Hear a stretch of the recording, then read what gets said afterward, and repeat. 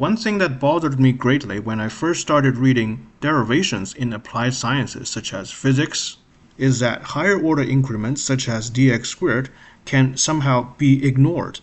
For example, here we have a textbook on international economics by Paul Krugman and Maurits Obstfeld, in which there is a derivation on determining marginal revenue.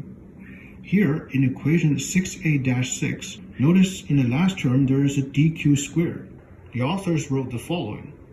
When the change in sales dq is small, however, its square dq squared is very small. So for a small change in q, the last term in 6a-6 can be ignored.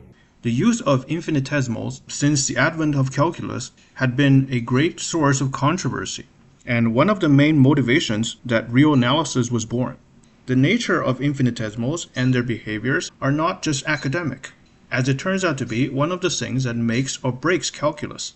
And this is why even non-mathematicians should care about real analysis, because the limitations as well as possible extensions of the everyday tool of science, aka calculus, needs to be understood.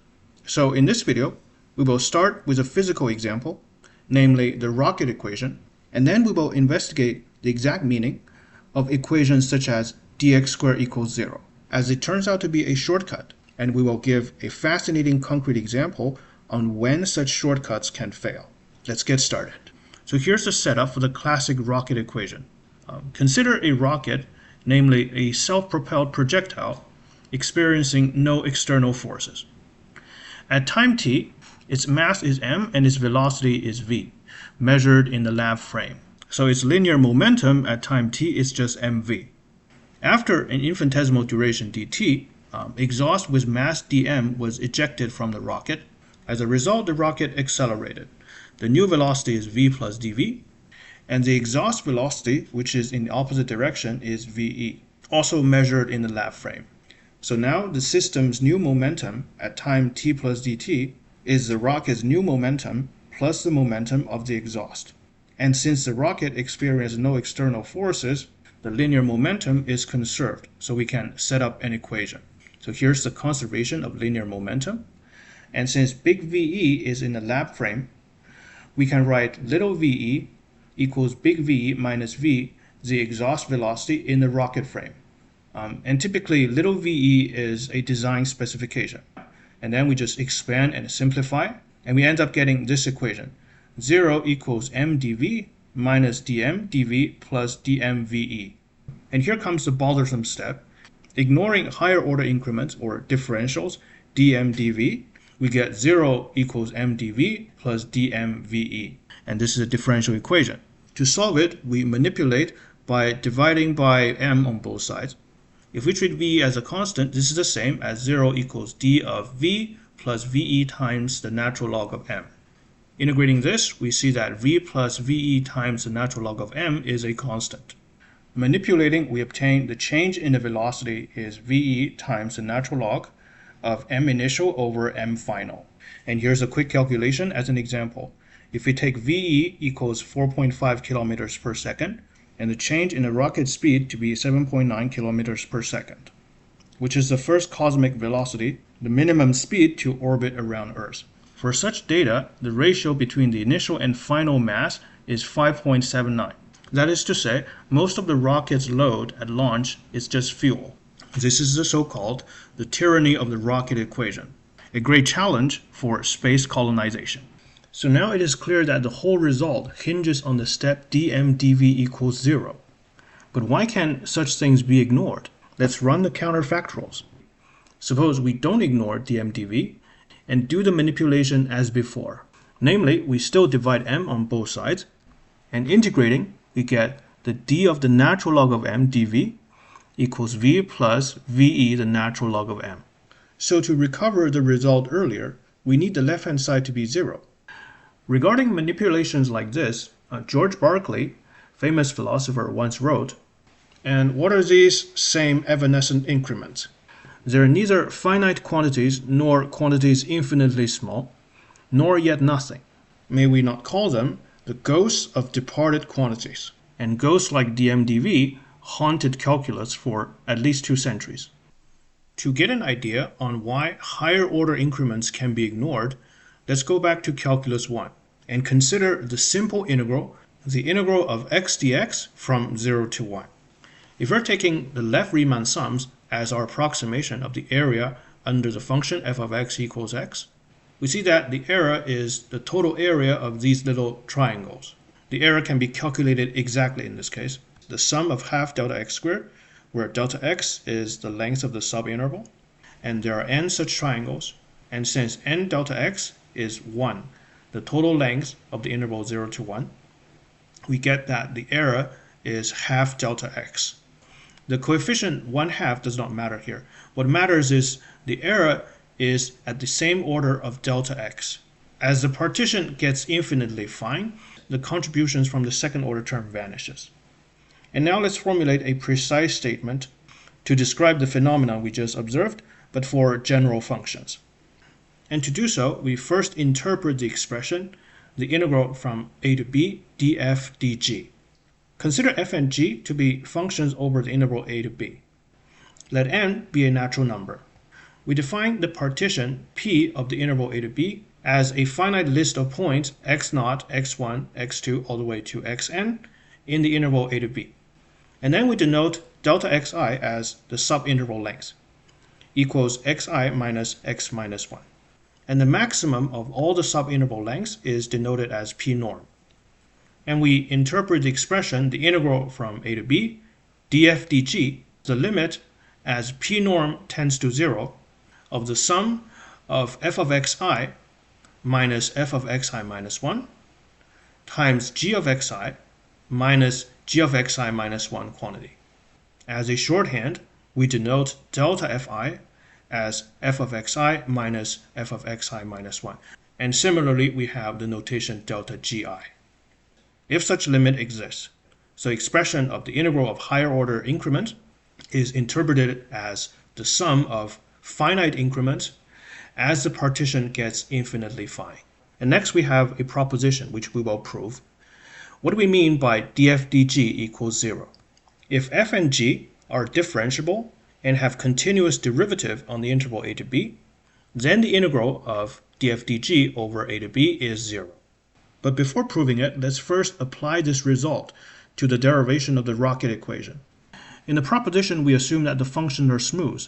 So to apply it here, we're assuming that the natural log of m, v, are smooth functions of some common independent variables, such as time or distance. If that assumption holds true, then everything is safe. So when we say things like df dg can be ignored, we're actually invoking this very proposition, because the integral is what we really care about at the end. So it doesn't hurt in that regard if we treat higher order differentials as 0, provided the functions being taken differentials are smooth. And with that out of the way, let's look at its proof. First, we apply the mean value theorem to f on the subinterval xi minus 1 to xi.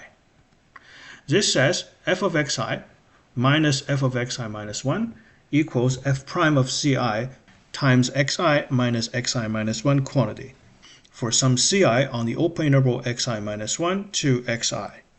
And then we apply the extreme value theorem to f prime on the interval a to b. Since we're assuming that the derivative is continuous, so extreme value theorem holds here. By the extreme value theorem, there exists a positive constant m such that the absolute value of f prime of x is less than or equal to m for all x in a to b. So together in our shorthand notation, we have the absolute value of delta fi is less than or equal to m times delta xi. And this is true for all I in 1, 2, all the way to n. And the same reasoning can be applied to g. Similarly, there exists a positive constant n such that delta gi absolute value is less than or equal to n times delta xi, also true for all I. So for any partition P with n subintervals, we have the following estimates. And this sort of estimates are extremely common in real analysis. We first use the triangle inequality. The absolute value of the sum of delta fi times delta gi is less than or equal to the sum of the absolute values of each term. And then we apply the estimates for delta fi and delta gi. So together we have an upper bound, the sum of mn delta xi squared. By definition, the norm of p is the max length of delta xi. So we take one of the delta xi in the delta xi squared and bound it by the norm of p. So now in the summation, m, n, and the norm of p are constants which can be taken out of the sum. So we just have the sum of delta xi, which is just the total length of the interval b minus a. And that's the estimate that will give us the result. As the norm of p tends to 0, the upper bound tends to 0, the sum of delta fi, delta gi tends to 0. And that's exactly the definition of the integral of higher order increments. And this finishes the proof. And this little proof perfectly showcases a common trick in analysis, bound and squeeze. To prove an equation in analysis, the key is often an inequality argument. And this is something that beginners in analysis often find unnatural. For example, if you come from linear algebra or calculus, proving equations typically involves manipulating some known equations. But in analysis, inequalities are king. So the main takeaway so far is ignoring higher order differential is a shortcut for smooth functions, and it may fail. The first example was discovered by Carl Weierstrass in 1872. It is defined as an infinite sum of perfectly smooth functions, and the result of the sum is highly unexpected. It is nowhere differentiable, and it has this self-similar structure. Namely, if you zoom in on any point on the graph, it looks exactly as rough as from a distance. There was a famous remark by French mathematician Poincaré on the discovery of such function. He called it an outrage against common sense. In his opinion, European mathematics has gone too far. People like Weierstrass were too obsessed with finding counterexamples solely to discredit the intuitions of the previous generations. As a twist of irony, continuous but nowhere differentiable functions turn out to be fundamental in stochastic calculus. The sample paths of Brownian motion turn out to be nowhere differentiable with probability 1. The classic calculus invented by Newton and Leibniz fails completely for stochastic processes driven by Brownian motion. And in case you don't know, we have a series on stochastic calculus, and you are very welcome to check it out. But in this video, we will give a completely deterministic counterexample known as Takagi-Landsberg curves, and we shall show that for some of its members, its higher order differentials cannot be ignored, just like in the Brownian motion. And here's the idea of the construction of the Takagi-Landsberg curve. We start with a triangle wave function. The value of the function is defined as the distance from x to its nearest integer. And now we're just going to make higher and higher frequencies of the triangle wave, with its frequency doubled at each time. So if we call the original triangle wave f of x, this is f of 2x, that is double the frequency. Doubling the frequency again, we get f of 4x. Doubling the frequency again, we get f of 8x, and so on. And now we have the formula for the TL curves. TA of x is defined as the infinite sum of a to the n times phi of 2 to the n times x, where n goes from 0 to infinity. Phi of x is the triangle wave. The idea is we can make higher and higher frequencies of the triangle wave and add them together so that the real line is filled with non-smooth points. And let's see what the sum looks like in decimals. It's highly interesting. In decimals, we're only adding the first 10 terms in the infinite series, and this is what happens when the parameter a runs from 0 to 1.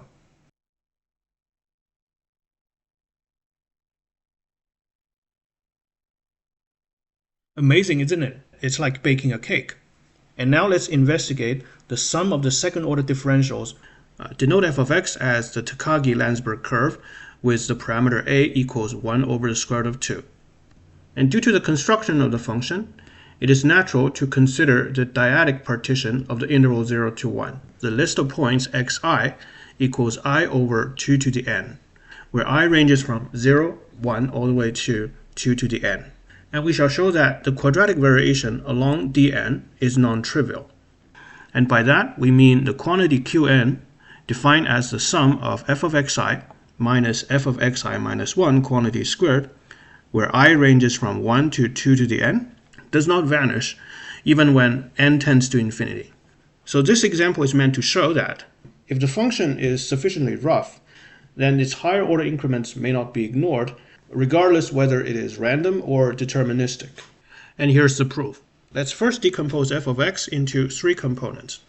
R of x plus 2 to the minus half n, phi of 2 to the nx, and plus t of x. The middle term g is a triangle wave with frequency 2 to the n. R of x is the sum of the triangle waves whose frequency is lower than 2 to the n. And t of x, the tail term, consists of higher frequency waves. And then we consider a pair of adjacent subintervals, IL and IR. So these are subintervals from the dyadic partition that are adjacent to each other. IL equals 2k over 2 to the n to 2k plus 1 over 2 to the n, and IR is 2k plus 1 over 2 to the n and 2k plus 2 over 2 to the n. And we wish to see how each component, that is the three components R, G, and T, change over IL and IR. Let's look at the tail term first. And we know that when big N is greater than little n, 2 to the big N times I over 2 to the little n is an integer. And the function phi, the original triangle wave, vanishes at all integers. As a result, the tail term Tx vanishes at all sample points in the partition. So over both the intervals IL and IR, delta t is 0. And let's see how G changes over the subintervals. Over each of IL and IR, G completes exactly half a cycle. That is to say, the triangle wave phi, without scaling, changes from 0 to 1/2 and 1/2 to 0 again. Therefore, we can write delta GL equals minus delta GR equals V, where V absolute value equals 2 to the minus half n times 1/2, which is 2 to the minus half n minus 1. And finally, let's look at the lower frequency terms, Rx. For those terms, the combined interval IL and IR sits entirely on a single linear segment. That is to say, each term in Rx is either monotone decreasing or monotone increasing in a linear fashion over the combined interval. So that means the change in R over the left interval and the right interval is the same. Let's call that common value C. So overall, we can combine these and express the change in f over the two intervals. Delta FL, the change of f over the left interval IL, is C plus V. And similarly, delta FR equals C minus V. Delta FL squared plus delta FR squared equals C plus V squared plus C minus V squared. And that simplifies to 2C squared plus 2V squared, which is greater or equal to 2V squared. And remember, the absolute value of V is 2 to the minus half n minus 1. And simplifying, we get 2 to the minus n minus 1. This is a lower bound for delta FL squared plus delta FR squared. And that's just one pair of adjacent intervals. Overall, there are 2 to the n minus 1 such adjacent pairs. We can sum over all the pairs, get a lower bound for Qn, 2 to the n minus 1 times 2 to the minus n minus 1, which simplifies to 1/4 for all n. Even when n tends to infinity, Qn will not tend to 0. And that's the end of the proof. That's it for today's video. I hope this video showcased the importance of real analysis, even for non-mathematicians. If you enjoyed the video, please consider like and subscribe, and I'll see you next time. Bye.